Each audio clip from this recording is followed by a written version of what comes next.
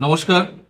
আজকে Tripura body builders and fitness অ্যাসোসিয়েশনের দ্বারা আয়োজিত আজকের এই সাংবাদিক সম্মেলনে আমাদের ক্রীড়া সাংবাদিক যে ভাইয়েরা এসছেন, আপনাদের অনেক অনেক স্বাগত জানাই এবং ধন্যবাদ।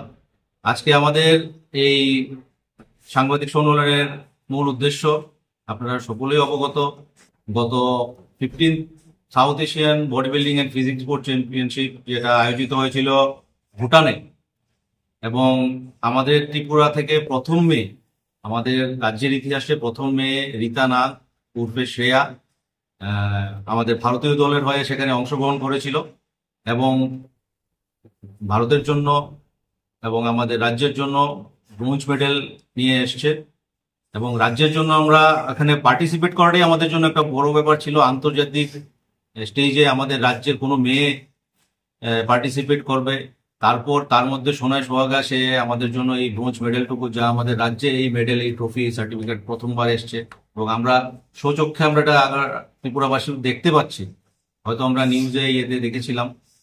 তো আমরা আজকে এখানে সাংবাদিক সম্মেলনের মাধ্যমে একটা রাজ্যের একটা অ্যাথলিট যে সম্মানটুকু অ্যাটলিস্ট ডিজার্ভ করে, আমাদের সবার দায়িত্ব রাজ্যের প্রত্যেকটা যারা যত ট্যালেন্ট আছে, সে ক্রীড়া হোক অন্য মহল হোক, তাদের যখন আমাদের রাজ্যের নাম দেশের নাম নিয়ে কিছু একটা করে রাজ্যে ফিরে, তাদেরকে আমরা যোগ্য সম্মানটুকু অ্যাটলিস্ট দেওয়ার চেষ্টা করি। সেই চেষ্টাটুকুর স্বল্প একটা চেষ্টা আমরা করেছি আমাদের অ্যাসোসিয়েশনের তরফ থেকে। আজকে রীতা নাগকে আমরা এখানে ফেলিসিটেট করব। পাশাপাশি আমাদের সঙ্গে আজকে সৌগত দেব এবং নীতিশ চৌধুরী বলে দুজন ছিলেন, যারা লাস্ট মিস্টার ইন্ডিয়া জুনিয়রে ন্যাশনাল জাজের এক্সামের জন্য পরীক্ষা দিয়ে বসেছিলেন। তাদের রেজাল্ট এবং লাইসেন্সও আমাদের কাছে এসে গেছে। আজকের দিনটার জন্য অপেক্ষা করেছিলাম। সে পাশাপাশি ওদের হাতেও আমরা তাদের জাজেস লাইসেন্সটুকু আমরা তুলে দেব। ধন্যবাদ। আগামী দিন বডি বিল্ডিং অ্যাসোসিয়েশনকে আরো উন্নত করতে বা এই ধরনের খেলোয়াড় বহির্রাজ্যে অন্যান্য ইভেন্টে পাঠানোর জন্য কি পরিকল্পনা রয়েছে? আমরা চেষ্টা চালাচ্ছি এবং প্রত্যেকটা ডিস্ট্রিক্টে Tripura body builders and fitness association প্রত্যেকটা নিয়মাবলী মেনে আমাদের প্রত্যেক ডিস্ট্রিক্টে ডিস্ট্রিক্ট রেজিস্টার্ড ডিস্ট্রিক্ট অ্যাসোসিয়েশন আছে, তাদেরকে ইনস্ট্রাকশন দেওয়া আছে যে পাহাড়ে এলাকায় কোনায় যেখানেই যে কোনো ট্যালেন্ট থাকুক তাদেরকে বের করে আনতে। আমাদের অ্যাসোসিয়েশন যথেষ্ট চেষ্টা করে, রিতার পেছনেও অ্যাসোসিয়েশন পুরোপুরি সাপোর্ট করেছে। কিন্তু বডি বিল্ডিং এন্ড ফিটনেস এখন একটা কস্টলি গেম হয়ে গেছে।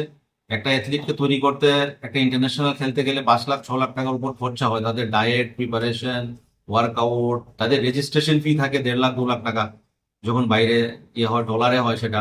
তো এগুলো আমরা আপাতত আমরাই বেয়ার করছি আমরা অ্যাসোসিয়েশনের তরফ থেকে।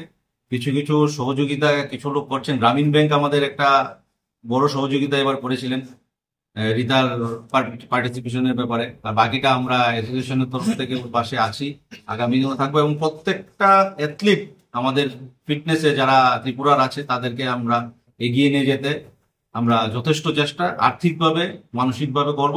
আর আগামী বছর থেকেও আরো, এবার সাউথ এশিয়ান হয়েছে, আগামী বছর আমাদের টার্গেট থাকবে যে এশিয়ান এবং ওয়ার্ল্ড চ্যাম্পিয়নশিপে যেন তারা সিলেকশন ট্রায়ালে জায়গা তৈরি করতে পারে এবং আগামী বছর যাতে আমরা ওয়ার্ল্ড চ্যাম্পিয়নশিপে একদিন আমরা মেডেল নিয়ে ট্রফি নিয়ে আপনাদের সামনে এইভাবে দাঁড়াতে পারি।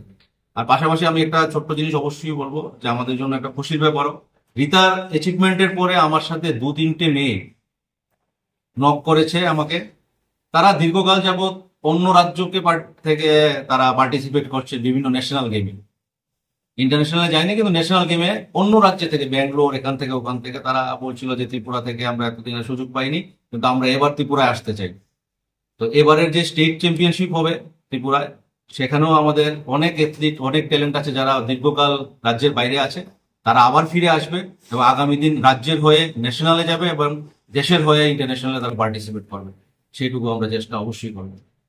আপনার পরিচয়টা? আমি Tanay Das, state president, Tripura body builders and fitness association and international জাজ of world body building and physics federation. Thank you.